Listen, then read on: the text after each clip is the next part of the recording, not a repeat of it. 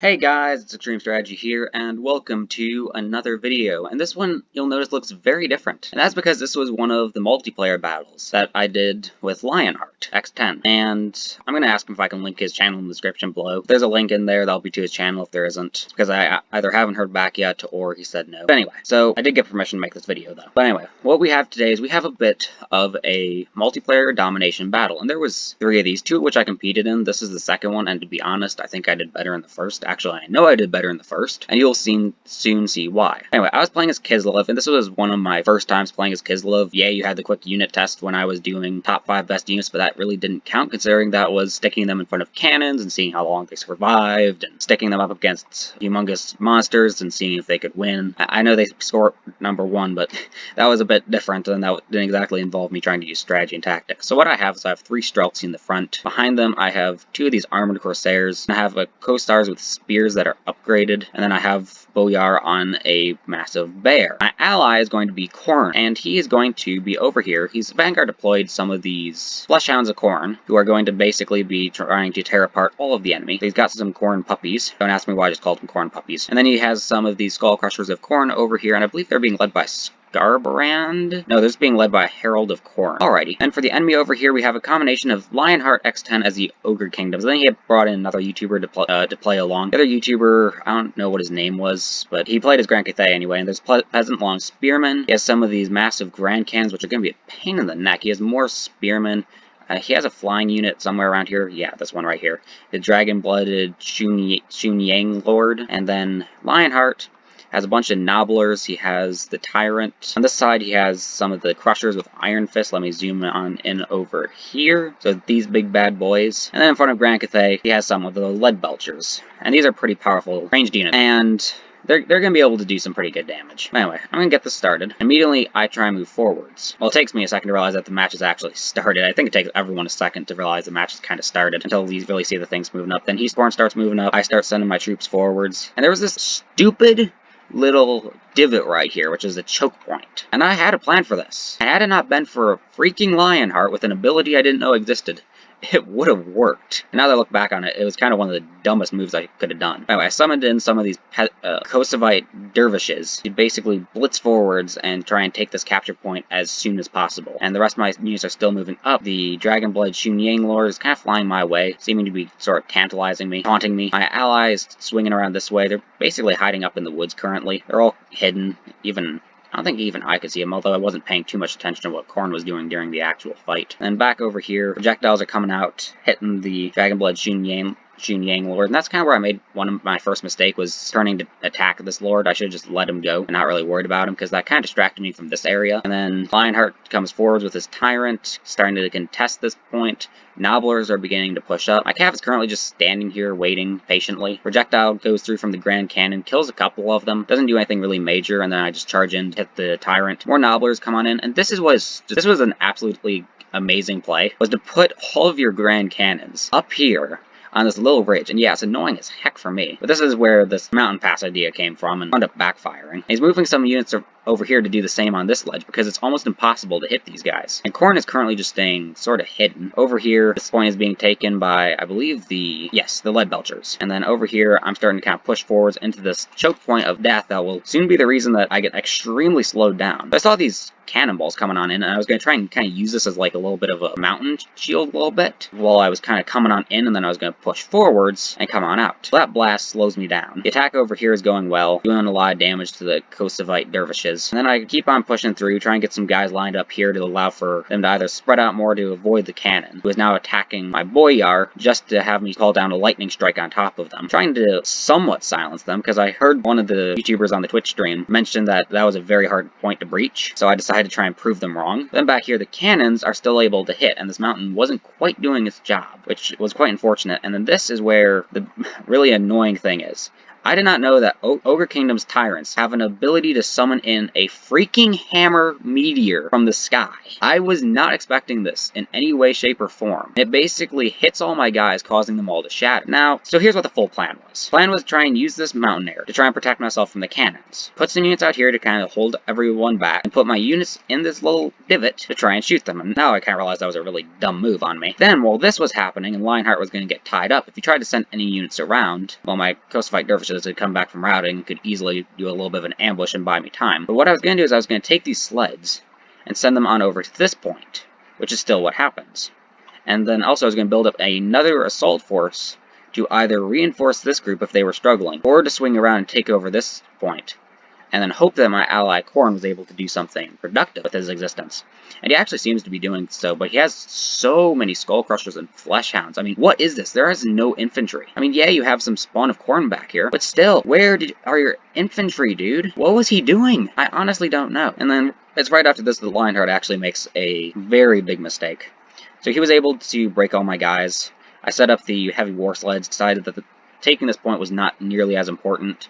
Instead, trying to do some damage to this tyrant would be. All my units right here are all routing and shattering, and all I can think is, oh boy, what is this? How did I get myself in this mess? Like I said, I had no idea that he could do this. Just look at all the bodies from that blast. That was a really good play. Now, what Lionheart does not realize is that I have units to summon in here, and I can kind of just, in some ways, not really be too concerned about this loss. In some ways, yes, it slows me down tremendously, and I really don't ever quite recover. However, we all know that my playstyle still allows me, is still aggressive enough to allow me to recover from an instance like this if I play my cards right. So, I set up this first batch of units, kind of hoping that as they come back, they'll be encouraged by seeing some units standing right here, bracing, prepped and ready, and maybe they will come back from routing. Over here, I think that the cannons were hitting the Nobblers in the back. There are some armored Corsairs over here. My lord apparently died. Must have been from these guys over here. Yeah, because there's a corpse. I didn't even realize he died. Alright. And the shots are kind of just taking out everyone now. And Lionheart decides that he is going to take his tyrant and attempt to basically go in and try and kill more of my units. Generally, with me, just want to take what you can get. And that was a big error on my part. It would have been smart to kind of pull back and attack as one, but this is what happens. Is his lord starts getting just absolutely decimated by the sheer amount of projectiles. Because this is where Kislev is good, is out in the open like this. This whole map was out in the open. It would have been an easy domination for me. But anyway, another hammer strikes down. However, the lord at this point has basically next to no health. He's routing. He's going to soon basically be dead, because he has frostbite and all these other debuffs on him, and he's routing, so he can't fight back. Only 48 health, now he's down to 20, and now he is dead. Even Lionheart said that in his Twitch stream, mentioned that he shouldn't have overcompensated like that. Over here, my heavy bear sleds are engaged in some peasant horsemen and some jade warriors with halberds. Not the greatest of situations. More units are coming into this area, still not too concerning. More cannons are coming down, which is really annoying. Really annoying me that these guys are actually kind of put themselves up here. It's like, really? All the things to do. And Lionheart also puts this artillery piece over here to try and get some cross shots on my units. And once again, why could this level have not been flat to where I could actually go attack it? I do attempt to attack it with my Coast Fight Dervishes, and that does distract the Iron Blaster temporarily. Over here, Nobblers are pushing up, which we all know how Nobblers would handle some Streltsy. Needless to say, not very well, as they are going to start dropping dead. Now that they're all shaken and their lord has died, also their leadership will not be as good. Heavy War Sleds are actually fighting over here, managed to take care of one group, and now we're just feeding the Jade Warriors with halberds and trying to remove them from the game. And like an absolute moron, the other YouTuber who was controlling these peasant long spearmen just left this area wide open. When I was planning my everything in the beginning, I was expecting there to be something here for me to actually attempt to contest, but apparently not. And now that these units have crowded, I can just come in here and sit in this point and try and take it. And I believe I actually do succeed, because these lead belchers do get routed. And over here, what? Seriously, dude. Do you not know how to actually play the game? Your Skull Crushers and Flesh Hounds are disintegrating because they're not meant to just sit in the middle of a fight. Same for your Herald of Khorne. Do you have any units left? Yeah, you have some Spawn of Khorne back here who are just getting shot up by cannons. I don't know, I feel like I was doing everything in here. Oh, here's some Exalted Bloodletters of Khorne. Hello. Finally. You're a little late to the party, though. I can't really say that I was doing much better, though. I was the genius who decided to just suicide my entire starting army. But anyway, the heavy war sleds at this point are kind of just sitting here, capturing this point. The peasant long spearmen do come on back, and then there are some lead belchers over here that are opening fire on me. I get some shots off, killing a couple of these peasant long spearmen as they come forwards, giving them frostbite, which is reducing their speed and that is from these ice guard with glaives over here. we're actually going to be able to start doing some nice damage. However, these guys lose another unit, and now they are starting to waver? Wait, they're marked as wavering. Yet they're also marked as unbreakable. Well, that's different. I did not notice this. They're actually marked as unbreakable. Yet, for some reason up here, they're showed as wavering. That's interesting. Then over here, Peasant Long Spearmen are starting to engage with my Ice Guard with Glaives in an actual fight. Easy route for them. Over here, or easy route for my Ice Guard Glaives. Over here, Lionheart for some reason pushed his artillery piece forwards. This was kind of suicidal because the fact that I could just have my Streltsy open fire on it. I don't know what his plan was to do with this. I just know it kind of backfired because I summoned in more of the Kosovoite Dervishes and tried to chase and do some damage to it. Over here, there are some Armored Corsairs attempting to be taken over by Peasant Horsemen.